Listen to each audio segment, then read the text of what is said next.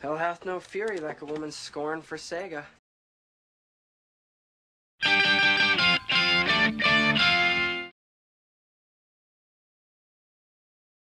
This game really does force the gamer to focus and concentrate on potentially weak points in an opposition player's character's defence, because as fast as you give it to them, they will deal it back just as hard. Speed and timing make the difference between a bitch slap and an awesome bone-crunching combo. Dead or Alive's countering system was a first in fighting style of games to utilise different commands that corresponded to each type of attack. There are two kinds of hold, an offensive hold and a defensive hold. These commands are executed by holding back or forward on the directional pad along with the guard command to either force away or counter damage an opponent. And speaking of counter damage, DOA had a nifty little addition called the Danger Zone, which surrounds the outer edge of the fighting arena.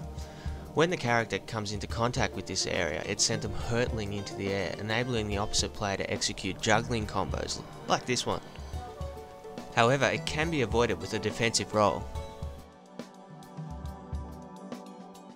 DOA utilised the skeletal-based animation system to bring their characters to life, and kudos to Tecmo here, as this was the same system of animating used in Virtua Fighter 2, yet these guys were able to avoid the geometric joint angles that were prevalent in that game.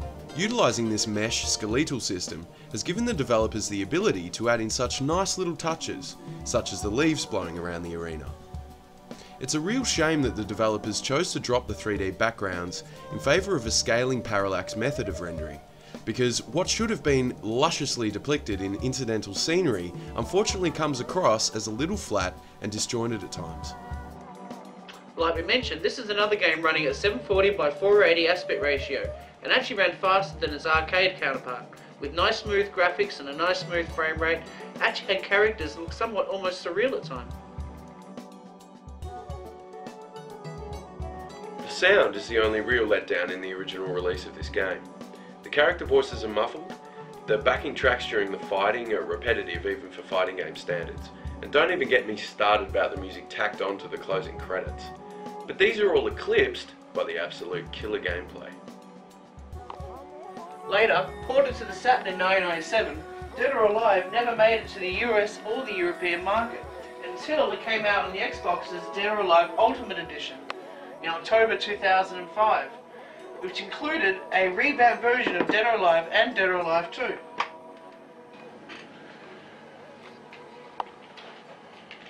DOA was released on the PlayStation in early '98 with some substantial differences from the Saturn and arcade versions. These included extra characters, a different graphics engine, and also a bit of a tweak of the fighting engine, and also much better background music. Over the passing years, there have been other releases of the Dead or Alive title on the Xbox 360. Up until that is 2008, when Tomomobu left the company, Tecmo. It was due to some business issues with the company president, Yoshimi Yasada. Tomomobu actually stated at one point that unfortunately him leaving the company meant that it could be the end of the game and its series. Yes! Tecmo responded in June 2008 that they were far from abandoning the Dead or Alive series and the Ninja Gaiden series, as they currently have several games in development for both those titles. They also added that Team Ninja, the studio Tomomobu headed up, has not been disbanded after his departure. Recently, a public announcement from Tecmo states that Tomomobu is actually suing to prevent any further release of Ninja Gaiden.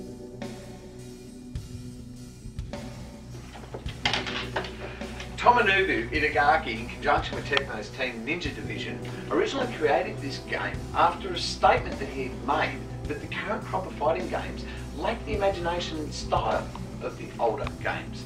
So the after effects of this statement was that he made a bet with the head of the company that his team could make a game that would create a loyal fan base. Tecmo were desperate for a hit due to flagging game sales, so they gave Tomonobu's team the opportunity to create a classic fighting game in order to stunt Tecmo's downward slide in the marketplace. Because of this wager, Itagaki named the series Dead or Alive to demonstrate the series' fail or succeed status within the company. His main inspiration for DOA was of course the Fatal Fury and Mortal Kombat series of games, and the relative success they had enjoyed in markets like the US. course there have been bigger and better fighting based games over the years, but it's always good to come back to the originals in any series. And I mean, just for a good wholesome beatdown or that good wholesome nostalgic feeling, it'll keep you coming back time and time again. Great game, hey? Yep, well we love this one too.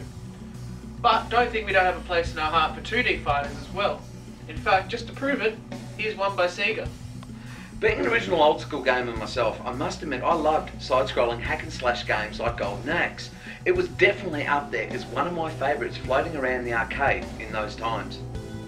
I kinda got excited about the Duel when it appeared on the Saturn in 1996, but to be honest, it did very little to add to the popularity of the original hack and slash legend of Golden Axe.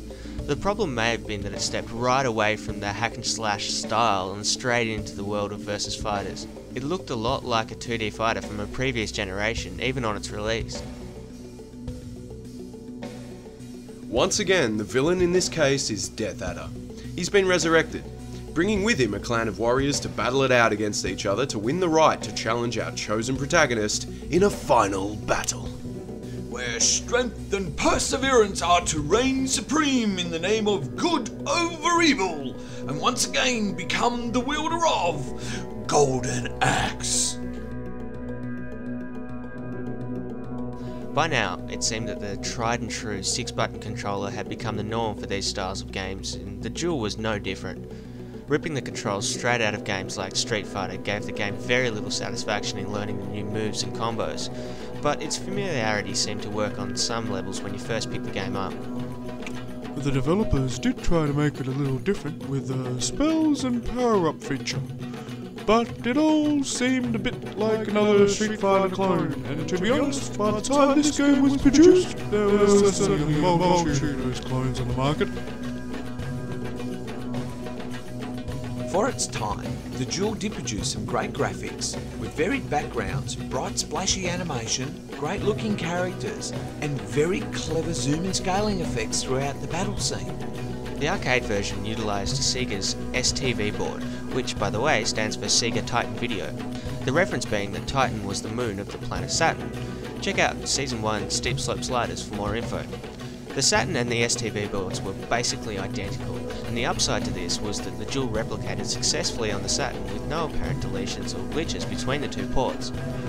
Worth noting though is that the game won't load if you've got the 3D controller plugged in. The downside to this type of display processor is of course that the use of sprite polygon drawings and texture mapping really took away any sense of fluid control and character movement required to give the gamer an all-round enjoyable experience when playing demanding games of this nature. To put it nicely, the soundtrack is forgettable. The sound effects could be called decent, though they were somewhat muffled. All round, we would have to say average sound, and the developers could have done better if they wanted to. Considering it was the mid-90s, clean crisp sound effects should have been not only expected from good developers, but now the industry standard. Honestly, this game's not great, but it's not bad either. I mean, I think most hardcore fighter fans at least will find the gameplay pretty good and enjoy the style of the game. But to others, I think it can come across as just another recycled versus fighter. Yeah, true. And for those that have played Street Fighter 2 to death, and I know there's many of you out there, and were wanting for more, you could simply look at it as more characters with a change of scenery. Well, that sums up the 3 fighters we're having a look at today. There's one more coming up later. But what do you reckon is our favourite so far? I mean, I'd definitely say Last Bronx. I could play that for hours. See, dead or alive, the physics in the chest era was just brilliant. Oh, look, Golden Axe for me, but then it's brought back a lot of fun memories. You know, it was one of those original fighting games that got me. Alright, and tiebreaker? I'd definitely have to say Golden Axe. Well, I guess that leaves us with one more game. And you know what? That's my cue to go. Alright, Scotty. Well, Alright, boys. let's see you off. So what game are we doing on the Grub 2 Cents? Battle Arena Tashida. Mate, I'll let you know what I think about it when you see the final cuts, mate. Yeah. Alright, gentlemen. Alright, Scotty. See you later, mate. Have a good drive. This old dungo.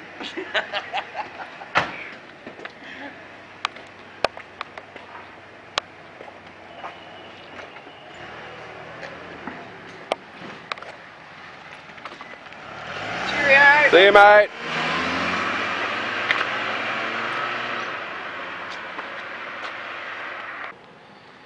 So that's it for this week. See you next time.